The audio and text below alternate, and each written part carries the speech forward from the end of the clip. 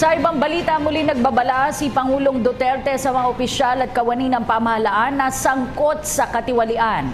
Ayon sa Pangulo, tulad ng kanyang kampanya sa iligal na droga, hindi rin siya titigil hanggat hindi nalilinis ang pamahalaan mula korupsyon. May ulat si Rocky Ignacio.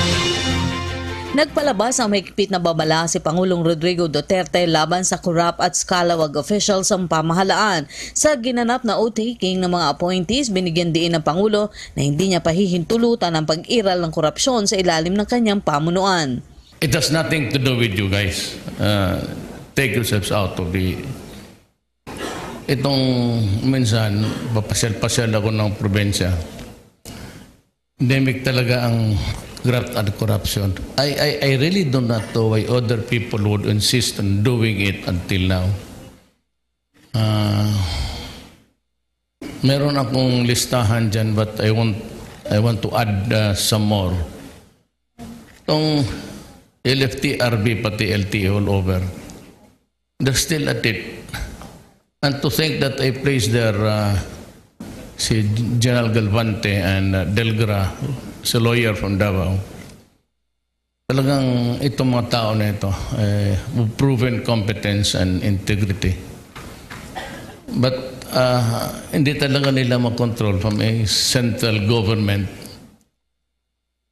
Down the line doon sa mga regional, nandyan pa lang yung, ganun pa rin. I was meeting the businessmen of Cagayan de Oro. Was it 5 nights ago? And the complaint was still there. Corruption ng LFT-RB pati LTO. And I suppose that this is true, universal throughout the country, except for a minor. Paliwanag pa ng Pangulo, ito ang dahilan kung bakit mas magiging marahas na aksyon ang kanya ipatutupad sa mga susunod na araw. As a matter of fact, nandyan na sila. But yung pinag-usapan natin, sabi ko yung gobyerno, I think there is a need really to purge. I do not want to transgress civil service rules. I do not want to ignore due process, which I loathe to do. Pero apparently itong sa gobyerno mahirap tanggalin yung nandyan na. Or you need another generation of workers really to do the job. But sabi ko, it has nothing to do with you, but I would be very, maybe harsh, double the word in the coming days, because it seems that my appeal that this would be a clean government is not registering at all in the gray matter between the ears of some people in government. So I hope that you would help me clean government. Let us just work together. And as I said, for those who are working, you have nothing to worry about. I will be the least of your trouble, actually. And I know that you'd come in with the best of credentials, of competence and honesty. Wala akong problema. But I just want to share with you the perennial problem of the Philippines about corruption. It's still there. And I still have to show to you the list of the rest of the scalawags in government. More judges, more policemen, mainly, and some politicians. Dagdag pa ng Pangulo, katulad ng korupsyon, hindi rin anya dapat mahinto ang momentum ng paglaban kontra illegal na droga. If you just place it at a very conservative, probably 700 na lang. And with the confirmed 600,000, it's really a pandemic thing. It is not an epidemic, it's a crisis facing the country. I do not want to pull my own chair, magyabang ako sa inyo. I was just thinking that kung hindi ako naging presidente, and given the contamination of the police into the industry, paano one of the officials of the was a military aide of man candidate.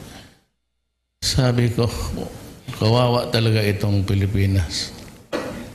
And so, I might, lalabas ako dito, medyo kontrabida o with soiled hands. Maybe soaked with blood. But there is no way to stop it now. There can be no stopping of the momentum until I have destroyed the apparatus. It's not a matter of sabihin mo, mahirap lang yan, tapos itong that cannot be the excuse. Simply, I will not accept it because it would add more problems. If you accept the theory na, ito, bakit si Duterte, yung hindi ko lang masabi na, hindi ko lang masabi na, yan, mamili ka lang dyan. If you are, nandyan yan. And I'm doing everything I can to really get at them. I would not want to elaborate on it because it might ruffle the feathers of some other nations. But alam nila ito. And I had for several times warned their ambassadors. You know, a lot of your citizens are destroying my country. At hindi ko yan papalusutin kasi sabi ko, simply if I allow it, there will be no Philippines tomorrow. Samantala, kabilang sa mga nanumpa kay Pangulong Duterte, sina Angelito Banayo bilang chairman ng Manila Economic and Cultural Office o MECO, dating Senator Leticia Ramos-Shahani bilang board member, singer-composer Aiza Sigera para sa National Youth Commission at Kat De Castro, USEC ng Department of Tourism. Ang rasyonale kasi ng trabaho natin is we are paid by the people to work 8 hours a day. Bayad tayo. So pag inindyan mo ang tao, wala ka sa opisina mo, kaya ng iba dito, national, local, pareho rin. After lunch break, naanas sa mga mall, nagpapasyal-pasyal na. Pag nangyari yan uli, I will dismiss ka sa... And I would like to ask PAGCOR to prohibit lahat ng taga-gobyerno, pati yung mga asawa, pamilya, not to deny them entrance sa mga casinos. I do not want people, lalo na sa gobyerno, pasok-pasok lang sa... Kung nasa gobyerno ka lang, yan lang, kikitain mo, bakit ka magsugal doon? Lalo na sa ano, I will direct Andrea Domingo to yung panahon ni Presidente Marcos, barred ang mga gobyerno. At saka kung ang gastos ng tao, huwag kayong sumakay ng eroplano ng mga first class o mabuhay. Hanggang economy lang tayo. So, yan ninyo, magdagdag kayo ng pera doon sa economy, ganun rin. Kalahati ng binayar ninyo, pera ng tao. Tsaka wala na yung purchases ng luxury cars, yung mga suburban. You do not have that right to spend the people's money ng gano'n. Tayo ng gobyerno, naligaya ang pero yung tao nagbayad niya. Hanggang ngayon, gutom. That is my... I hope that you take note of that and tell the guys there in Manila na yan mahirap yan. Lalo na yung taga-gobyerno.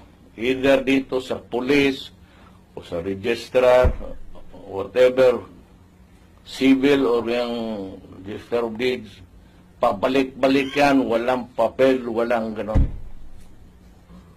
Basta mag-complain. I have to set up the 8888. Pag na-activate yan, tawag lang kayo to the Filipino people. Just call the people based in Malacanang. We will immediately investigate. Yung pinabalik-balik, kinukontak namin yung nag-complain doon sa letters of the editor.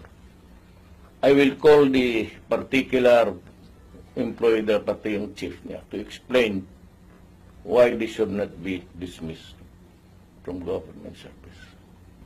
Istapa yan eh. Hindi lang nako, pero bayaran kita. Oh, sige, magbayad ako sa iyo. Oh, trabahuin mo ito ha, linisan mo itong. Tapos bayaran kita. Oh, yan ang sweldo mo yung araw na yan. Tapos maghagbas ka lang dyan ng ilang metro, alisan mo. At stapa. Actually, technically, yung mga taga-gobyerno, when you are not there to serve the people, at saka pabalik-balikin ninyo, you're committing stapa.